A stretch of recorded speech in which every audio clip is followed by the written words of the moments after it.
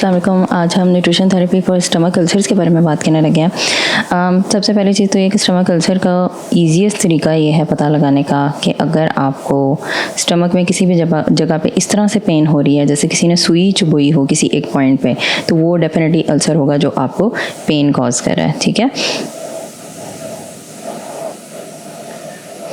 Okay जी। Basically symptoms क्या होंगे, ठीक है, और स्टमक अल्सर होता क्या है। तो इसको जो स्टमक अल्सर को पेप्टिक अल्सर भी कहा जाता है। बेसिकली ओपन सोर्स होते हैं छालों की तरह, या खुला लाइक जख्म होता है बेसिकली। ठीक है, तो वो जो है ना स्टमक की जो लाइनिंग होती है उसके ऊपर बन जाता है, और जो स्टमक एसिड होते हैं ना उसकी वजह से इरोजन कॉज कर होती है जो भी स्टमक की लाइनिंग होती है उसकी। ठीक है, अच्छा जी। सिम्टम्स इसके कौन कौन से हैं? सबसे जो इम्पोर्टेंट सिम्टम है ना यही है बर्निंग और knowing pain in the stomach. ठीक है, यूजुअली जो है रात को आपको होती है, बिटवीन मील्स होती है। जब आपको जितनी देर पेट खाली होगा उतनी देर ज़्यादा जब आपके स्टमक एसिड जो है वो रिलीज़ हो रहे होते हैं ना, तब आपको ज़्यादा पेन फील होती है। ओके, अक्सर औकात इसमें ब्लोटिंग भी आपको फील हो सकती है, हार्ट बर्न, नॉजिया। ठीक है, और अगर बहुत सवेयर अल्सर हो गया तो वॉमिटिंग भी शुरू हो जाती है, एंड समटाइम्स इवन ब्लड भी वॉमिट में निकल आता है क्योंकि जख्म जो है उसे ज़्यादा ब्लीडिंग हो रही होती है। डार्क स्टूल्स इस तरह आएंगे आपको कि वही वाला ब्लड जब आपके स्टमक से निकल के पूरे इंटेस्टाइन वगैरह से गुजर के एंड तक पहुंचता है ना, तो उसमें जो है फिर आपको स्टूल का कलर डार्क हो जाता है। अच्छा, आप नोटिस कीजिएगा कि जब आप आयरन के सप्लीमेंट ले रहे होते हैं ना तो अक्सर औकात उससे भी स्टूल डार्क आता है। तो डार्क स्टूल देके आपने परेशान नहीं होना। हो सकता है आप आयरन के सप्लीमेंट्स ले रहे हो जिसकी वजह से आ रहा हो, लेकिन अगर आप नहीं ले रहे हो और फिर भी आपको डार्क स्टूल आ रहा है तो it could be other some kind of bleeding आपके किसी भी प्लेस में, लाइक आपके जो डाइजेस्टिव सिस्टम है ना, डाइजेस्टिव ट्रैक के किसी भी प्लेस में ब्लीडिंग की वजह से हो सकता है। ओके, अच्छा, कैसे पता चलेगा कि आपको स्टमक अल्सर है?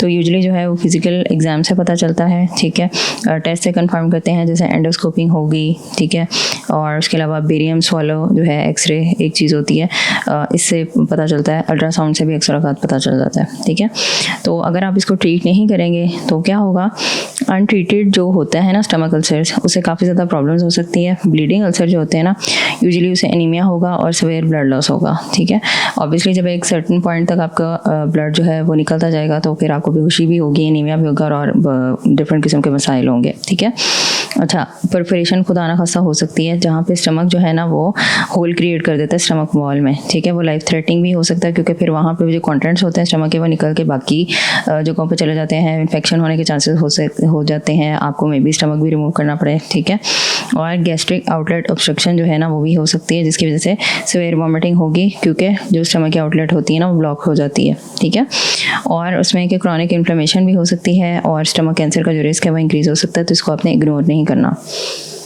लैब टेस्ट क्या होते हैं स्टमक अल्सर्स को कंफर्म करने के लिए? ठीक है, तो एंडोस्कोपी जैसे कि मैंने ऑलरेडी बताया आपको, इसमें जो है डायरेक्ट एग्जामिनेशन होती है स्टमक लाइनिंग की, यूरिया ब्लड टेस्ट होता है, स्टूल एंटीजन टेस्ट होता है, या ब्लड टेस्ट से पता चल जाता है। और ये जो है ना ये एक इम्पॉर्टेंट आपने नाम याद रखना है, एच पाइलोरी, जिसको कहते हैं हेलिकोबैक्टर पाइलोरी। ठीक है, ये बहुत कॉमन होता है स्टमक अल्सर्स में। ठीक है, तो आपने जो है ना इसका टेस्ट जो है वो लाजमी करवाना है। ठीक है, उससे आपको डेफिनेटली पता चल जाता है कि कहीं इसकी वजह से तो नहीं आपको अल्सर हो रहा है, तो उसकी फिर थेरेपी जो होती है ना वो डिफरेंट होगी स्लाइटली। ओके, उसके अलावा कि सीबीसी अगर आप करवाओगे तो उसमें फिर एनीमिया जो है वो भी पता चल जाएगा, मे बी ब्लीडिंग अल्सर की वजह से आपको एनीमिया भी हो रहा हो। ओके, डाइट थेरेपीज़ की क्या होगी? बेसिकली आपने अब स्टमक की लाइनिंग को ना इरिटेट नहीं होने देना, और सूदिंग फूड्स आपने खाने हैं ताकि जो आपके अल्सर सिम्टम्स हैं वो ईजिली मैनेज हो सकें और आपकी हीलिंग जो है प्रमोट हो सके। बेसिकली आपने स्टमक को थोड़ा सा रेस्ट देना है ताकि जो भी स्टमक की लाइनिंग है ना वो खुद से बहुत जल्दी हील हो जाती है, लेकिन आपने स्टमक को रेस्ट जो है ना वो किस तरीके से देना है वो हम बात करने लगे हैं।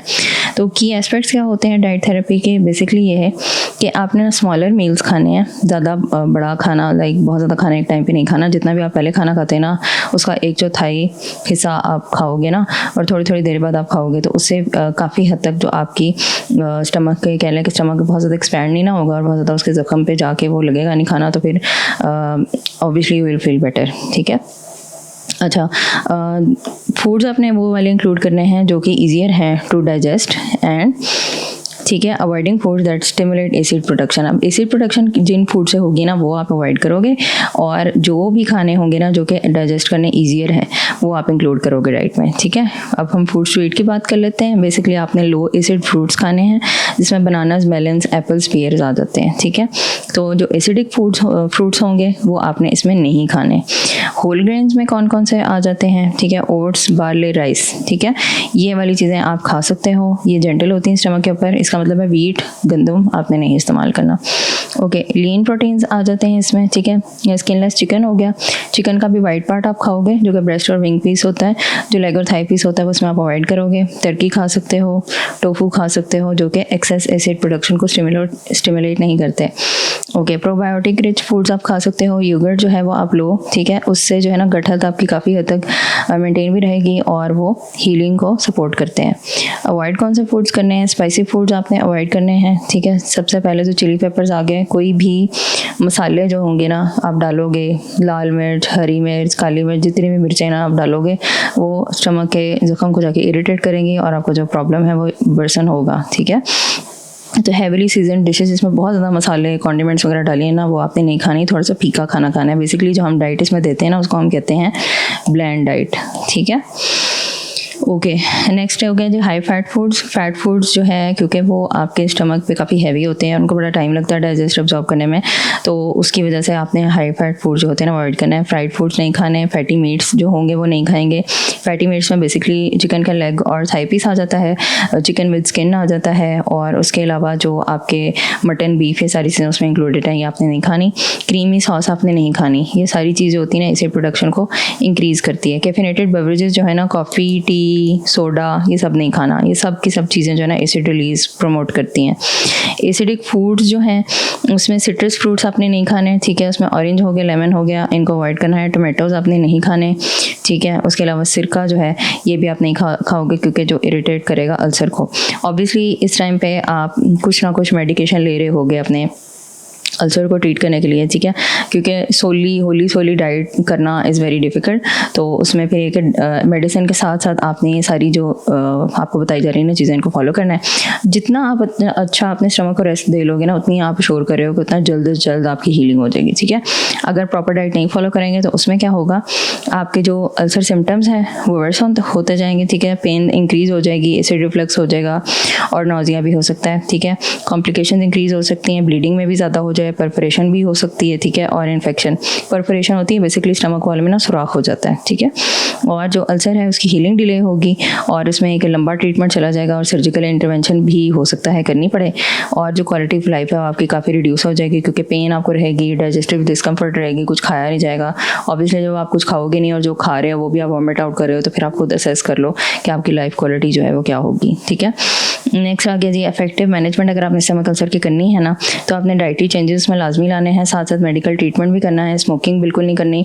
अक्सर जो मेल्स में ना अल्सर्स उनको होते हैं जो स्मोकर्स होते हैं, ठीक है। एनसेड्स आपने जो है वो नहीं लेने, non steroidal anti inflammatory drugs जो होते हैं ये आपने नहीं लेने, ये सारे के सारे जो है ना अल्सर सिम्टम्स को बिगाड़ देते हैं। अच्छा जी, अगर आपको पर्सनलाइज थेरेपी रिक्वायर्ड हो तो इस नंबर पर व्हाट्सएप कर दीजिएगा। And thank you so much for being here. अपना ख्याल रखें। I will see in the next one. अल्लाह हाफिज़।